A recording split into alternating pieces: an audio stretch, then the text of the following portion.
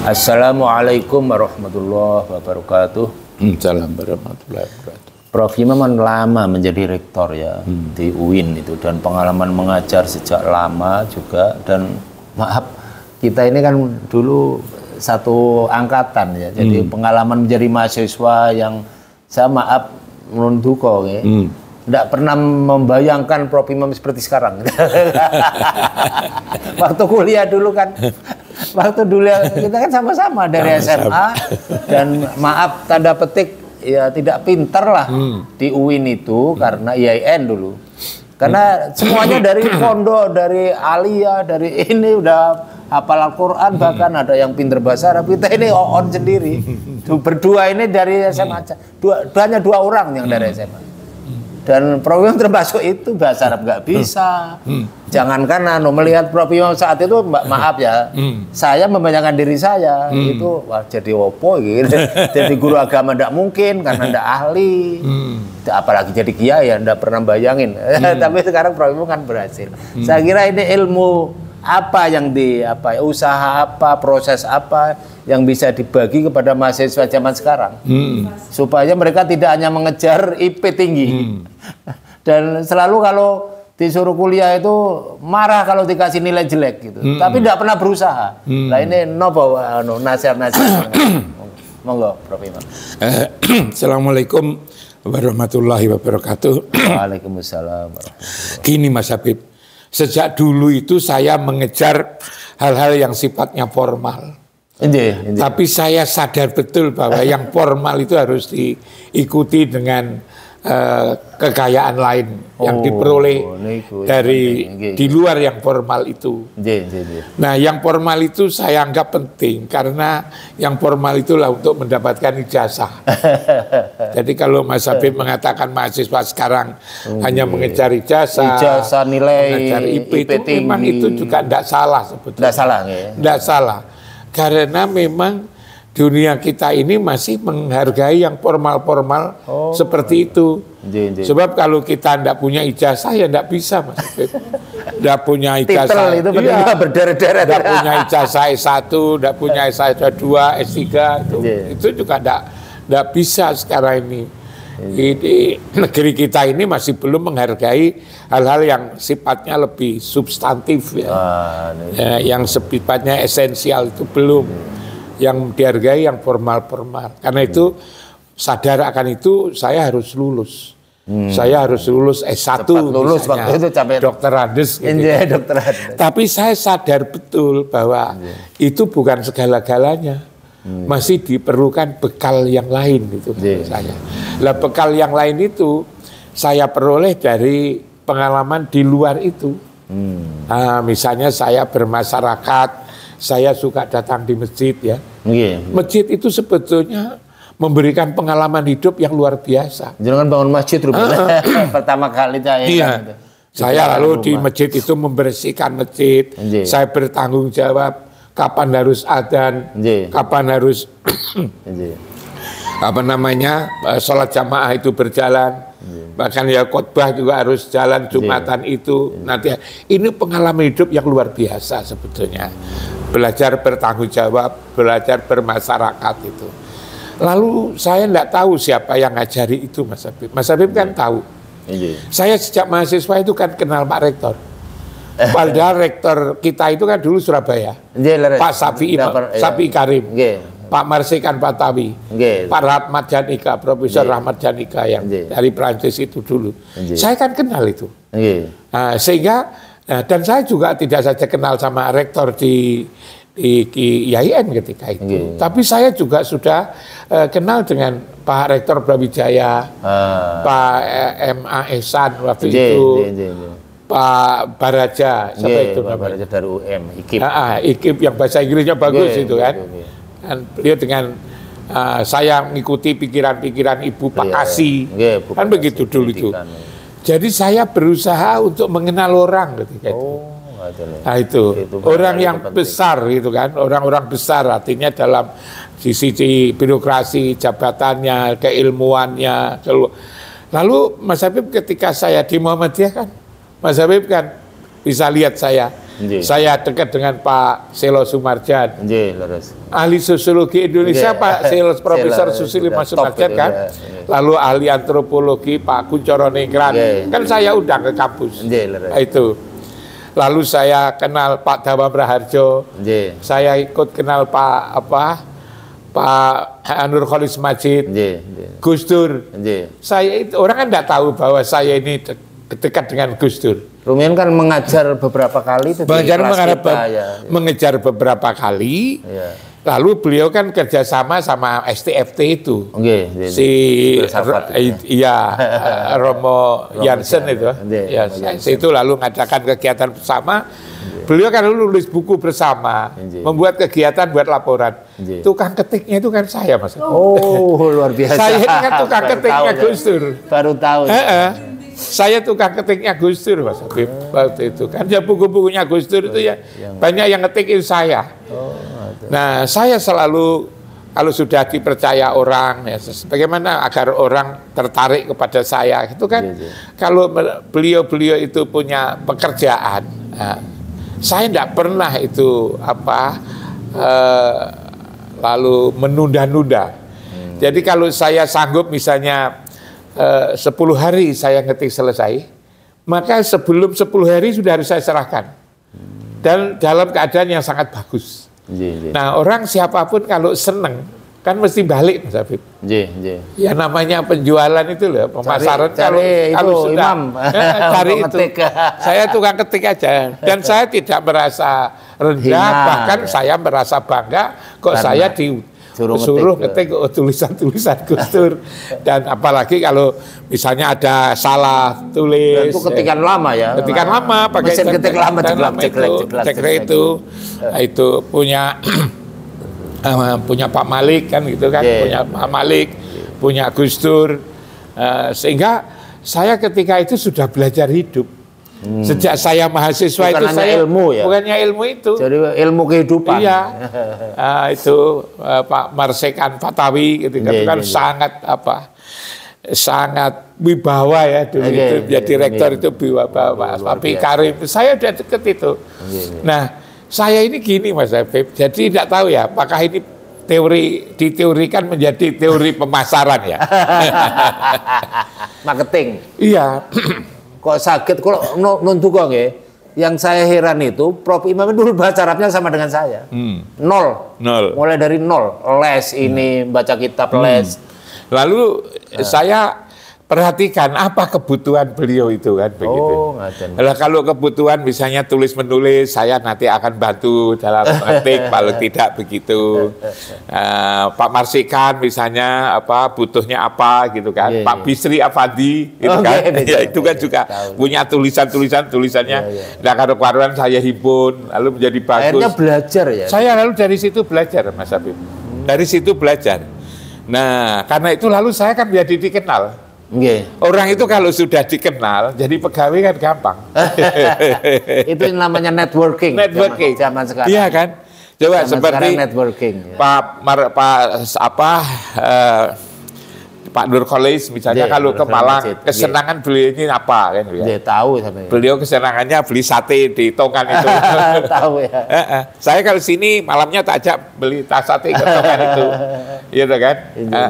Pak Sabi'i Ma'arif, Profesor Sabi'i Ma'arif, itu kan senangannya apa? Senangannya itu kemajuan. Maka saya bawa ke lembaga-lembaga pendidikan yang maju.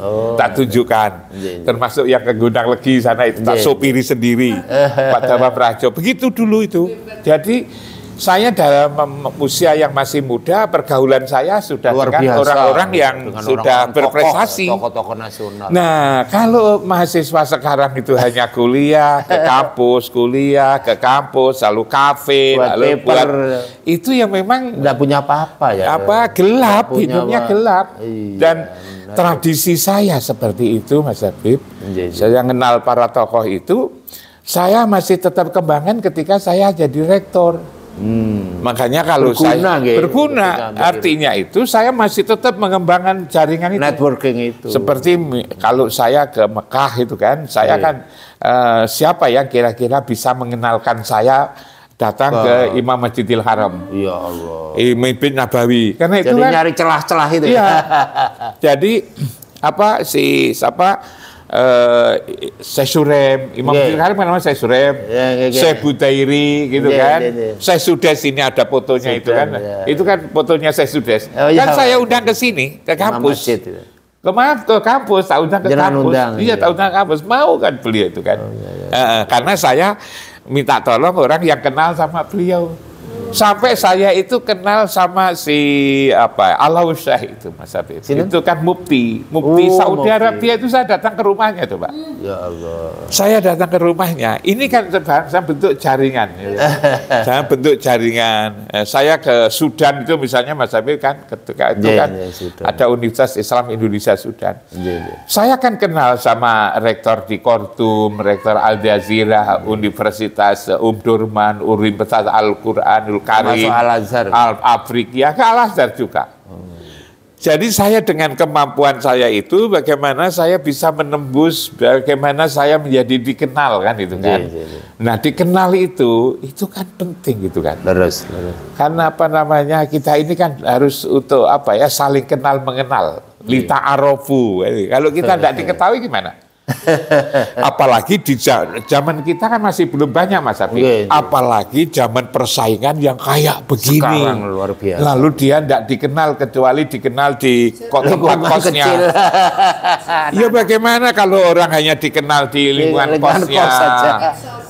Di meso itu ya tidak akan yang sulit ya dia di tengah kegelapan. Walaupun saya sekolah ya berada di masyarakat kegelapan. Lingkungan kecil. Sehingga kalau dia misalnya hidup susah ya memang seharusnya susah bang hidup di tengah-tengah kegelapan. Kegelapan itu artinya tidak tahu apa-apa yang di luar. Taunya hanya buku yang ditulis oleh para dosen itu lalu kemudian dihafalkan itu. Ya memang susah karena itu kita dorong ya. Bagaimana mahasiswa kita itu belajar hidup itu sejak mahasiswa. Belajar hidup dari menjadi dalam ekonomi, dalam apa itu namanya Mas Habib ya, mungkin juga dalam berpolitik, dalam bersosial, hidup pendidikan. Mas Habib kan tahu kalau saya juga ngursus matematika, putranya Pak Maspu, ngursus itu matematika. Karena beliau ini dari IPA. Dari IPA, dari SMA-nya itu. IPA. Seperti itu, ngursus. Masih ingat Prof Imam, waktu biasanya kalau pulang kampung bawa cengkeh. Loh bukan itu Mas Habib, saya itu kan berdagang. Saya itu punya sejak kecil itu punya jiwa, saya jangan mengganggu orang lain. Ada jiwa, jangan saya menjadikan orang lain repot, termasuk ayah saya sendiri. Kalau saya itu tidak terpaksa, saya tidak minta uang. Dan saya merasa senang kalau saya ini bisa mandiri sejak dulu. Entrepreneurship sejak awal. Saya itu kan begini, sebetulnya kan dunia ini kalau kita selami, lalu kita punya pengetahuan, syukur kalau punya pengalaman, lalu kita kembangkan, itu cepet kok. Saya ini dulu itu kan gini Mas Habib ya. Saya lihat orang-orang itu tidak sekolah, kok lalu juga bisa dagang, bisa bertani, bisa punya usaha macam-macam gimana. Ternyata dia menerjuni bidang itu. Dia lalu dengan nekuni itu, nerjun, lalu tekun, lalu punya pengalaman. Nah, pengalaman itu kita kembangkan. Saya juga begitu. Saya di mana-mana saja itu saya mesti bertanya sebagai apa gitu kan. Kalau misalnya dia dagang, saya tanya dagang apa gitu kan. Saya waktu itu kalau musimnya buah ya Mas Habib ya. Mungkin Mas Habib tidak tahu. Kalau hari Jumat saya kan yang saya tahu cengkeh itu. Kita bawa cengkeh ke Trenggalek. Di Trenggalek ada cengkeh. Itu. Di Trenggalek ada cengkeh. Saya jual di Malang di sini. Saya tahu itu. Saya jual buah, saya jual apa itu bawa jahe itu kan. Itu kan. Dengar kalau itu jahe. Iya, jadi caranya kan begini. Saya itu coba. Kalau belajar di kampus kan baca buku Mas Habib. Nah, baca buku lalu kemudian diuji, lalu di apa namanya ada di nah, kalau di luar kan saya kan tanya. Modal saya kan bertanya. Misalnya dulu di sebelah barat, sebelah selatan di sebelah selatan Pasar Besar itu kan banyak truk. Nah, saya tanya, kok ada truk itu kok Agi. Kalau AG itu kan Kediri, Mas Habib. Saya tanya, saya tanya sama supir, dari mana Pak, gitu kan. Nah, dari Tulungagung. Ke sini bawa apa? Saya bawa pink melinju. Udah lama, gitu kan. Sampun, udah lama, gitu kan. Nah, dijual di mana? Di tengah pasar situ. Saya hanya nyopirnya, ada juragan, dia bilang gitu kan. Dari situ aja saya sudah bisa nyimpulkan. Dia mencari emping melinjo ke Tulungagung. Ini menurut saya bagus, tapi akan lebih bagus lagi kalau emping melinjo itu dicari ke Pacitan. Pacitan lebih banyak, lebih murah dan lebih bagus. Makanya saya Tenggalek. Iya, karena saya Tenggalek, saya ke Pacitan. Dan di situ. Nah, kok lama ya? Sudah lama berjalan lama, berarti untungnya banyak kan itu ya. Saya nanti kalau carinya ke sana lebih untung banyak kan itu. Lalu saya lihat bagaimana tatkala menurunkan dari truk itu gimana. Ternyata enggak usah, sudah ada petugas pekerja manual itu Mas. Dari situ ada yang mengangkut ke ini ke pasar, tengah pasar naik sudah ini. Lalu saya tanya-tanya gimana kalau membawa itu.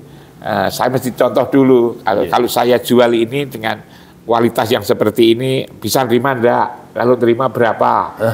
Lalu bagaimana pembayarannya? Setelah itu komplit, saya nyari. Saya lalu sudah tahu pengalaman di situ.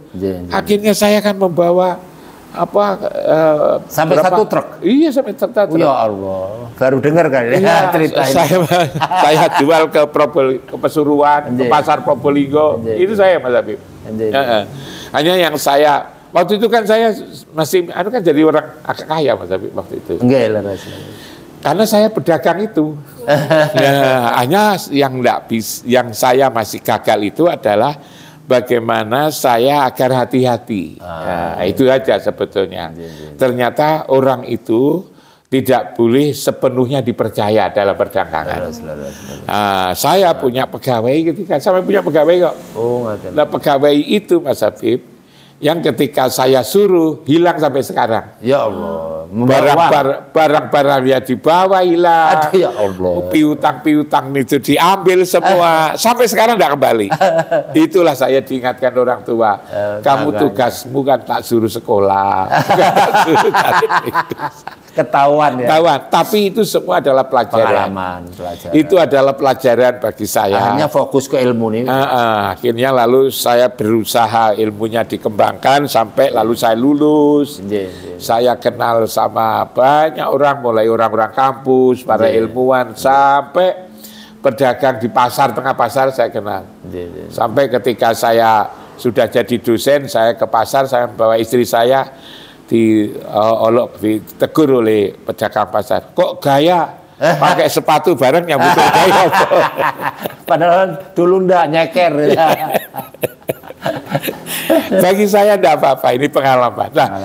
Nah, generasi muda sekarang kalau ingin sukses, Mas Habib, kalau zaman saya komunikasinya seperti itu. Apalagi sekarang ada IT, ada ini tentu cepat sekali. Disesuaikan dengan gaya sekarang ya, alam sekarang. Jangan seperti zaman dulu. Tapi saya yang dulu itu pengalaman saya peroleh bisa mengantarkan saya untuk bisa memimpin perguruan tinggi, jadi rektor. Saya keliling dunia kemana-mana. Nah itu ya seperti belajar bahasa Inggrisnya saya kan ke Mas Habib. Bahasa Arab belajar. Dulu saya sudah hebat lah karena dari dari IKIP. Jadi saya ini bahasa Inggrisnya bagus gitu. Saya belajar bahasa Inggris saya ke Mas Habib. Kalau bahasa Arab bersama-sama karena sama-sama tidak bisa. Dari situ Mas Habib. Oke, matur nuwun sangat. Mudah-mudahan ini mahasiswa zaman now itu belajar dari pengalaman Prof. Imam. Ya.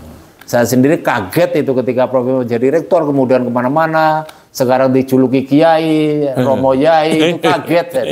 Karena dulu tidak pernah bayangin seperti itu.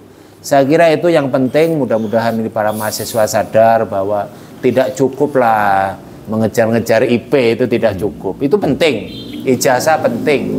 Tapi yang lebih penting lagi adalah networking, kenal pada siapapun dan menjalin jaringan komunikasi. Saya kira itu, dan apalagi sekarang canggih pakai IT, insya Allah cepat sekali. Assalamualaikum warahmatullahi wabarakatuh.